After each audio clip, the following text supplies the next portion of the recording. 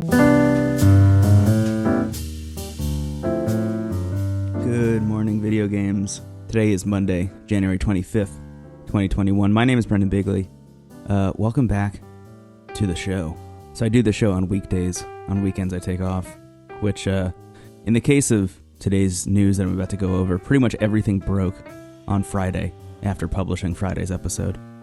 But I did want to mention that yesterday, Sunday morning, I woke up and I looked at my bedside clock and it said 8:30, and I rocketed out of bed because I thought, I'm late making Good Morning Video Games, but it was a weekend. Classic blunder. Also, I'm drinking tea this morning instead of coffee. Switching it up. Let's talk about this dumb coat. So a big chunk of Friday's episode was all about Resident Evil Village, the Capcom announcement, the demo that is available for the PlayStation 5, which I have played. But now there's a leaked collector's edition of Resident Evil 8 that I just wanted to show off because, first of all, it costs $1,800 and comes with a replica of the coat that Chris Redfield is wearing in the video game. This feels so much to me like a Watch Dogs situation where they kept talking about Aiden Pierce's iconic hat and charging money for Aiden Pierce's iconic hat. But the thing was that they kept calling it iconic before the game even came out. I think they might have even used the word cap, too. I don't even think they said hat. It might have been cap. Something about using the word cap instead of hat freaks me out. If you buy this $1,800 version of Resident Evil Village, you get Chris Redfield's iconic buttonless coat. You also get a statue of Chris Redfield. You gotta really like Chris Redfield. They really over-indexed on Chris Redfield for this collector's edition. Now that I'm thinking about it, I think they maybe didn't realize when they were in the planning and pre-production phase for this collector's edition that Lady Dimitrescu was going to take the internet by storm. So this is a fun thing you can buy. Or not. I mean, most people can't buy this. But it does exist. I am very curious if the coat is actually good. That's, I think, the big thing. Like, is the coat actually well made? Because I feel like in a lot of instances when you buy, like, official apparel, that's not just, like, a t-shirt that they were able to print on demand. Usually, like, the stuff isn't very well made. But if you're paying this much money, I would really hope that this coat is well made. Because it's not a terrible coat. I don't think I would wear it, personally. If I was built like Chris Redfield, maybe I would wear it. I think if you're built like Chris Redfield, you can wear a lot of things pretty confidently, but I'm not built like Chris Redfield. So I will not be buying the $1,800 collector's edition of Resident Evil 8 Village for the PlayStation 5. So up next, some stuff leaked about the Resident Evil 4 Remake, which hasn't even been announced yet. I think everybody just assumes that it's going to happen, considering they just remade Resident Evil 2 and 3 to great success.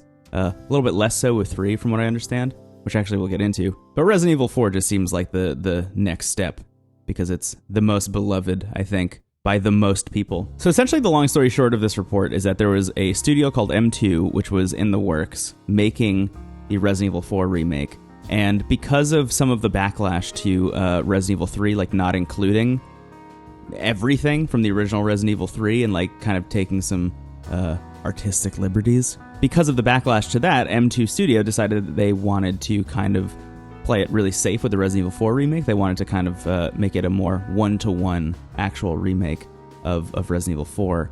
And apparently Capcom wasn't very into that, so they've now kind of like significantly reduced their role on the project. And they're now, I think, going a little bit wilder with what the Resident Evil 4 remake is and can be. And I'm very interested to see how people respond to this, if this ends up being true. Weirdly enough, Steven, my co-host for Into the Aether, a low-key video game podcast, and I were talking about this a little bit on the most recent episode, which comes out on Wednesday. But he made a really great point, which I think is just like, Resident Evil 4 kind of still holds up and is available on like almost every platform already. Like you can go play Resident Evil 4 pretty much anywhere and have a pretty good time. We don't really need like a one-to-one remake of Resident Evil 4. So in this case, I actually think Capcom might be right here in saying like, yeah, why not take some risks? Because like worst case scenario, you can just go play Resident Evil 4. And actually, speaking of Resident Evil 4, I want to shout out another YouTuber, Jacob Geller, who released this video, Art Restoration and the Biggest Mod in Resident Evil History, which is about a person who is trying to just up-res all of the textures in Resident Evil 4. It's pretty remarkable. It's a remarkable video, and it's a remarkable project. So if you actually do want just like a high-res 1-to-1 remake of Resident Evil 4 with no changes at all, this is a good place to start. It's a really great video, and also a really interesting project, so check this out. But yeah, I'm curious, you, dear viewer, what do you think about this idea? Do you want a 1-to-1 Resident Evil 4 remake? Or do you want them to take some interesting liberties? Personally, I always found the Wii version of Resident Evil 4 to be the like definitive version to me. Like you still have to stop and aim before you shoot, but the aiming is done via the Wiimote, which I thought was just like much more intuitive and felt much more natural. And then when I went back to play the game on other platforms that didn't have motion controls, I found it to be just brutal. I imagine if you started on a platform that didn't have motion controls, you're good. You probably had a great time. You like overcame that hurdle and probably really enjoyed that game. But I think if you, like me, started on the Wii and tried to go to another platform, probably not as much. I have it on the Switch and I dropped it very quickly. I really wish they'd add motion controls to the Switch. They can do that, right? Isn't that a thing they can do? Come on, what's going on there? Up next, here's another big story that dropped on Friday, like right after I published Friday's episode. Vicarious Visions, the studio behind the most recent Tony Hawk 1+2 remake, pretty much brought Crash Bandicoot as a franchise back from the dead by making the Insane Trilogy bundle, and I think they also did Crash Bandicoot 4, if I'm not mistaken. I might be wrong on that one. But anyway, they've been dissolved and merged into Blizzard, so they were like an Activision studio forever. I mean, like, I actually just went back and I played their Tony Hawk 2 on the Game Boy Advance the other day. Like, they've been part of Activision for a long time. They have been dissolved. The studio no longer exists. All of the employees are now part of Blizzard Entertainment. And this was kind of like a shock, I think, right when it dropped, because it's like, okay, you made 2 incredible games back-to-back that outsold expectations and were, like, critically loved, and your reward for that is essentially being eaten alive.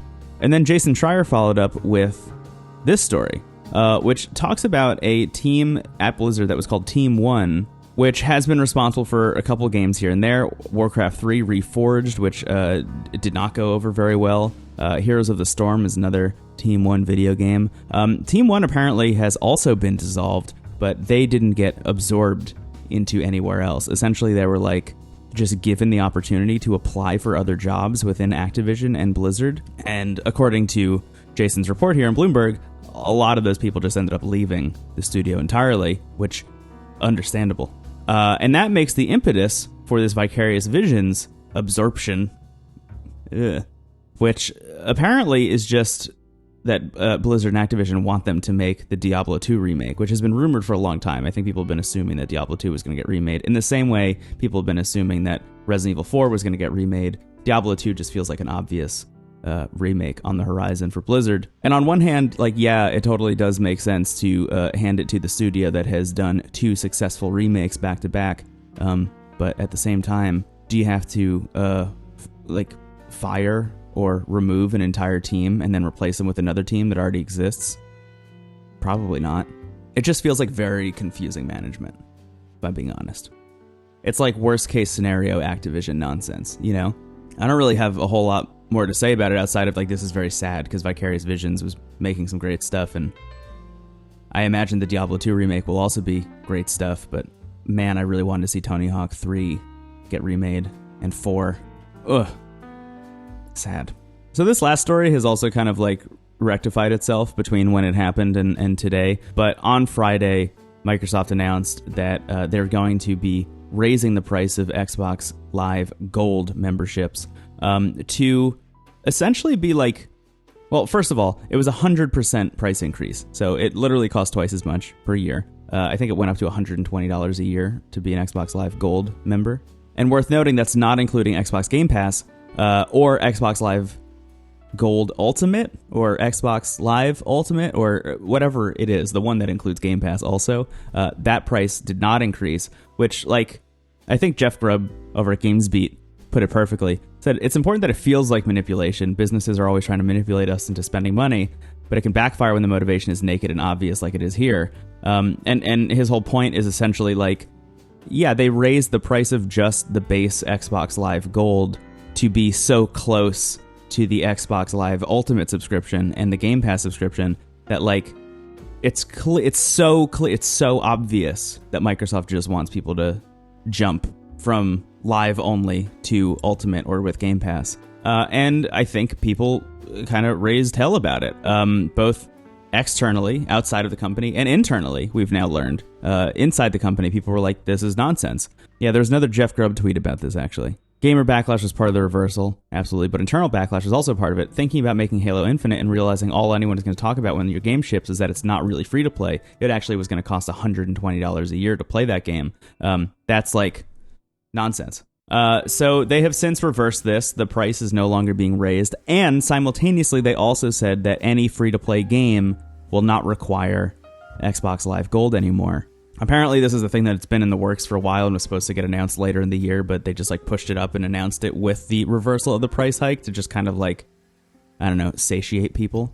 But it just seems like a company making a really stupid move and then realizing it immediately and working late on a Friday night to reverse that move. Again, silly management nonsense. This tweet, I think, is maybe a little bit of a step too far. But he says, this feels like a call made by someone staring at spreadsheets for too long while working from home. This part I very much agree with, though. At the office, you mention this, and somebody overhears it and says, so you want to charge $120 a year for Fortnite, and the whole thing gets canned. That, I think, is very true. But, you know, multiple people have to sign off on a decision like that. Like, a lot of people. And I think it would be very, very wild for all of us to assume that there wasn't at least one person who said exactly this in a meeting at some point in the last couple months while they were discussing this.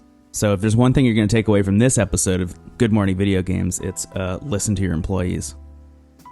And with that, I'm going to wrap up the show for today, I think. If you like the show, please hit the subscribe button. I'm here every weekday morning with a new episode. Let me know down in the comments how you feel about any of the stories I talked about today, and if there are any stories that you think I should talk about, or any questions you'd like me to answer on the show, or whatever. I'm open to pretty much anything. This show is still so new. It's so malleable. It can turn into whatever. Also, hit the like button. It really does help a lot with YouTube algorithm stuff. And top level, just share it with somebody who you think would like it. That'd be really cool. I'm going to keep eating this apple, and I'm going to catch you later. Just remember that besides this apple, the most important meal of the day is video games. Goodbye.